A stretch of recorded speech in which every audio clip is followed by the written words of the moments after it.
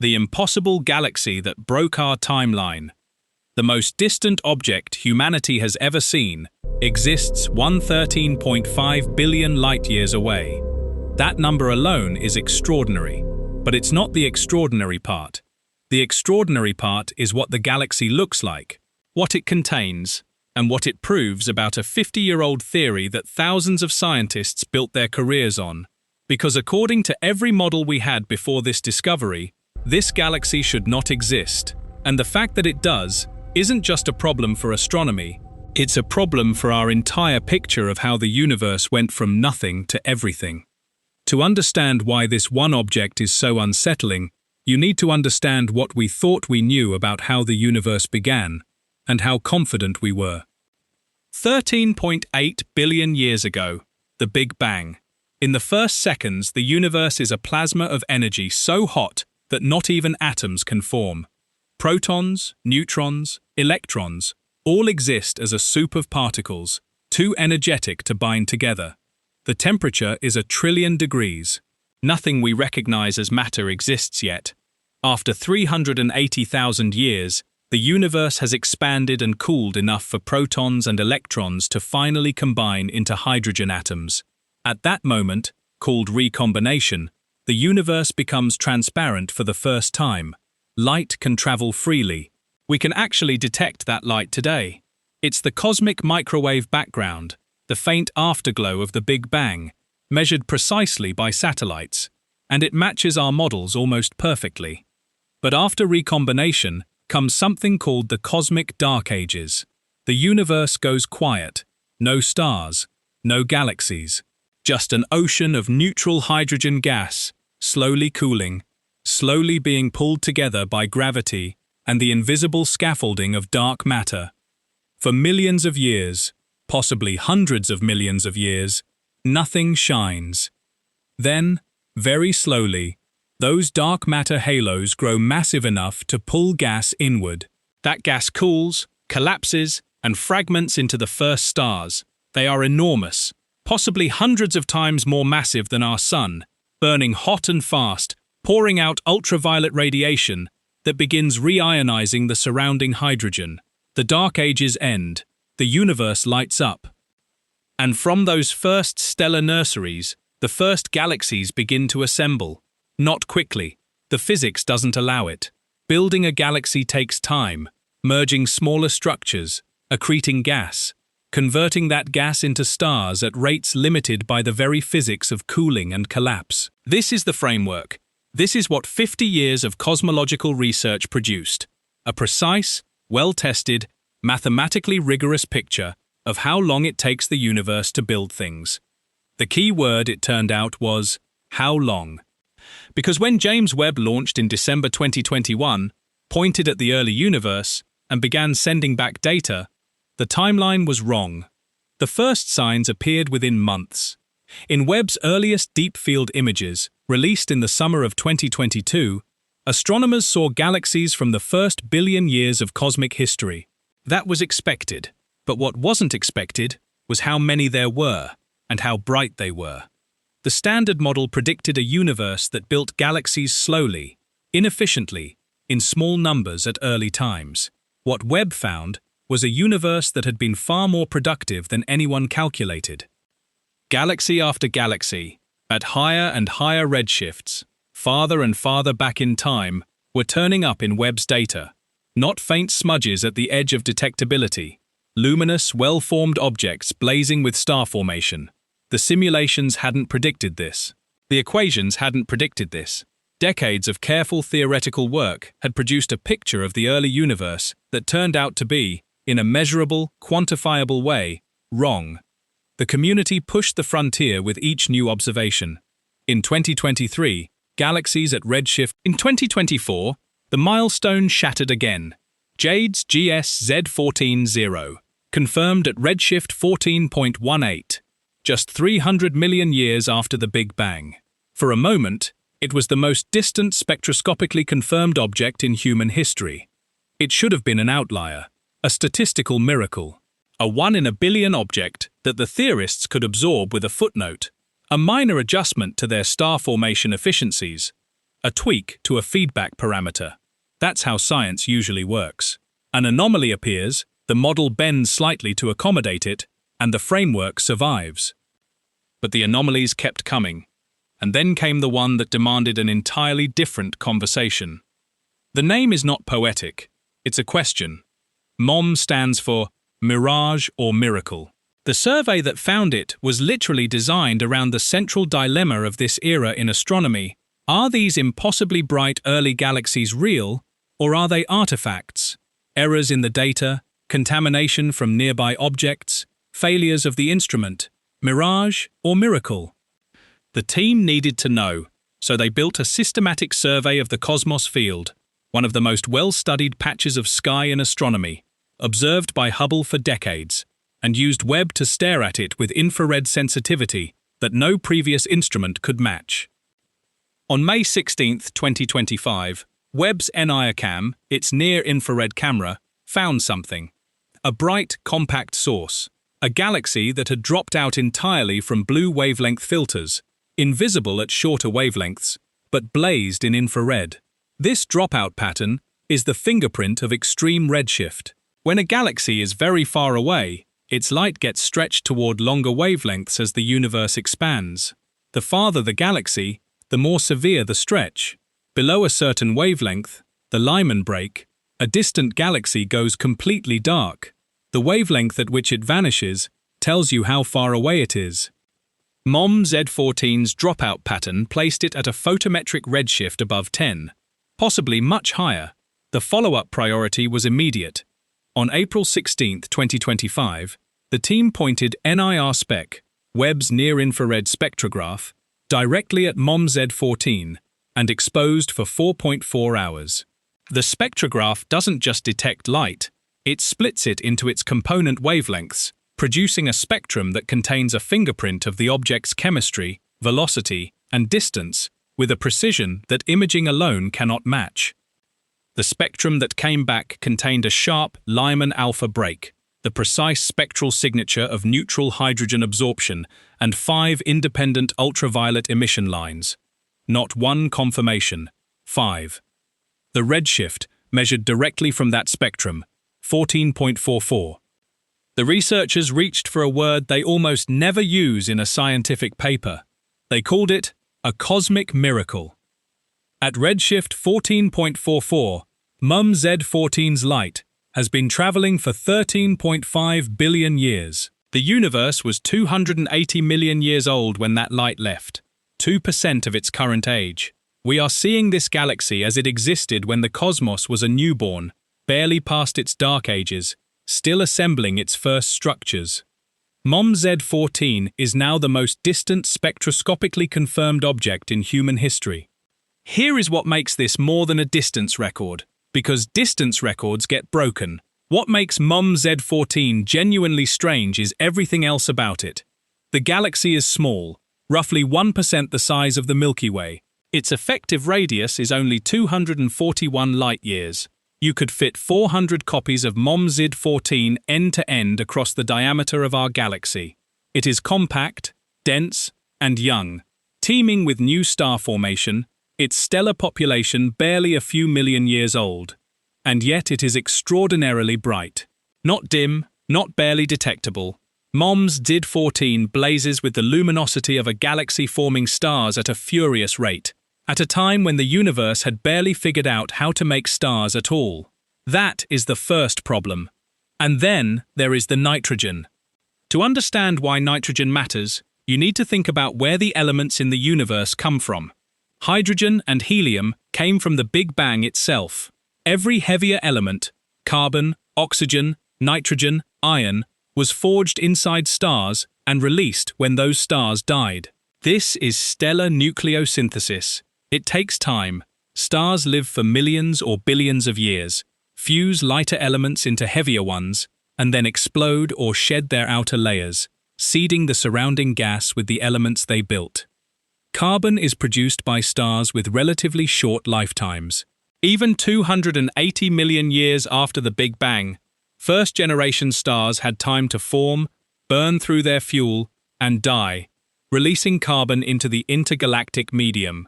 Carbon in MOM-Z14's spectrum is surprising, but not impossible. Nitrogen is different. Nitrogen is produced through specific stellar pathways that require stars in a particular mass range, going through particular evolutionary stages. It takes longer to accumulate in the interstellar medium. At 280 million years after the Big Bang, nitrogen enrichment at the level detected in MOM-Z14's spectrum does not fit the standard timeline of stellar evolution. One possible explanation the team put forward: supermassive stars, objects hundreds of times more massive than our Sun, stars so extreme that they push against the theoretical limits of stellar physics, burning at temperatures and luminosities that allow them to produce nitrogen on a compressed timescale. These stars are hypothesized to have existed in the dense, turbulent environments of the early universe, where gas pressures and temperatures were unlike anything that exists today. If those stars existed in MOM-Z14, they could explain the nitrogen. But this is a hypothesis, not a confirmation. The nitrogen is a fact. The mechanism is still an open question, and that open question points somewhere even more uncomfortable. Now here is the number that makes the whole field uncomfortable. MOM-Z14 was found in a survey covering approximately 350 square arc-minutes of sky. To put that in perspective, the full moon covers about 720 square arc-minutes. The MOM survey covered roughly half the area of the full moon as seen from Earth, one small patch of one small corner of the observable universe. From that one detection, the team calculated the number density of bright galaxies like MOM-Z14, how many there should be per unit volume of the universe at that redshift, and compared it against what the standard pre-Webb theoretical models had predicted. The result was not a discrepancy. It was not a tension requiring a footnote. It was a factor of more than 100. The abundance of bright galaxies in the early universe, implied by MOM-Z14 and the broader population Webb has found, is more than 100 times higher than the consensus models predicted before Webb launched. The paper states this precisely and without qualification, greater than 100 times higher, with best fit estimates of 182 times, within large but real error bars. 100 times. Not 10% off, not twice the prediction, a factor of 100. That is not a model that needs tweaking. That is a model that was wrong about something fundamental. The lead author, Rohan Naidu of MIT, said in a statement what the data required. With Webb, we are able to see farther than humans ever have before, and it looks nothing like what we predicted. Nothing like what we predicted. 5 words in a NASA press release that represent the honest state of early universe cosmology in 2026. What does this actually mean? Because this is where the accurate answer matters most. It does not mean the Big Bang is wrong. Let that be clear, because it will be stated carelessly elsewhere. The evidence for the Big Bang, the cosmic microwave background, the observed abundance of light elements, the large-scale structure of the universe, the expansion history measured by supernovae, all of it remains solid. MOM-Z14 does not challenge any of it. What it challenges is our models of what happened after the Big Bang. Specifically, how quickly gas turned into stars, how efficiently those stars formed galaxies, and how luminous those galaxies were. The Big Bang is not the issue. The physics of the first few 100 million years of galaxy assembly is the issue. And it turns out we were significantly wrong about that physics. Several mechanisms are now being actively investigated by the community. The first is star formation efficiency. Standard models assume that only a few % of available gas in a dark matter halo actually converts into stars. Most gets blown out by supernova feedback, heated by ultraviolet radiation, or simply fails to cool fast enough. If early galaxies were operating at much higher efficiencies, converting 20, 30, even 50% of their gas into stars, their luminosities would be dramatically higher than the models predicted. The second is dust. Dust absorbs starlight and re-emits it as infrared radiation, making galaxies appear dimmer in the ultraviolet. Modern galaxies are filled with dust built up over billions of years of stellar evolution. The early universe had very little dust, Less dust means less absorption, means more starlight escaping, which means galaxies appear brighter than models built on dusty local galaxies would predict. The third involves feedback itself, the ways that stellar explosions and supermassive black holes regulate star formation. If feedback was less efficient in the early universe, gas could collapse and form stars more rapidly, building up luminous galaxies faster than the models allowed. None of these explanations is confirmed. All of them are actively being tested. The honest position is exactly what the published paper states. The tension between theory and observation is real, significant, and unresolved. What JWST did was make that tension undeniable. There is one more thread in this story, the one the team noted most carefully, and it is the most unsettling part of all. The presence of carbon and nitrogen in JWST's spectrum tells us something inescapable. These elements were made by stars that lived and died before this galaxy existed, before 280 million years after the Big Bang, in a universe that was even younger. That means there are galaxies we haven't found yet. Possibly whole generations of them, objects that formed, evolved, produced stellar populations heavy enough to synthesize nitrogen, and either died or became too faint or too red for even Webb to detect, all before the light we're now receiving from JWST was emitted. The record isn't a boundary. It's a signpost. Everything before it is dark, not because it wasn't there, but because we haven't looked with enough sensitivity, in the right wavelengths, at the right patches of sky. The survey was called Mirage or Miracle because the researchers genuinely didn't know which they were finding. The answer, after 4.4 hours of NIR spec exposure, 5 spectroscopic confirmations, and a peer-reviewed paper published in January 2026, is miracle. But the miracle isn't the galaxy. The miracle is what the galaxy implies. The universe was building structure in the dark, faster, more furiously, more efficiently than any of our models said was possible, long before Webb arrived to witness it. And the deeper Webb looks, and the wider Roman will look when it launches later this year, the further back that story of dark construction will reach. NASA has already said they expect this record to fall. The authors themselves wrote that previously unimaginable redshifts, approaching the era of the very first stars, no longer seem impossible with Webb. Roman may find dozens of objects like JWST in a single pointing. The frontier moves, and every time it moves, the universe looks less like the thing we thought we understood. Here is the honest summary. JWST is real. Its redshift of 14.44 is not estimated, not inferred, not photometric. It is spectroscopically measured, confirmed by 5 independent emission lines, from 4.4 hours of NIR spec data, published in a peer-reviewed journal on January 30th, 2026. The lead institution is MIT. The paper is available. Every number in this video is in it. It existed 280 million years after the Big Bang. It is too bright by a factor of 100. It contains nitrogen that has no clean explanation in our current models of stellar evolution at that epoch. It was found in half a square degree of sky, and the density it implies is more than 100 times what pre-Webb cosmology predicted. The models need revision. How much revision is the most important open question in extragalactic astronomy right now? And the thing that should stick with you, the genuinely unsettling implication, is not the brightness, and not the distance. It's the chemistry. The nitrogen in JWST was made by stars that are already gone, stars that lived and died in a universe younger than 280 million years old.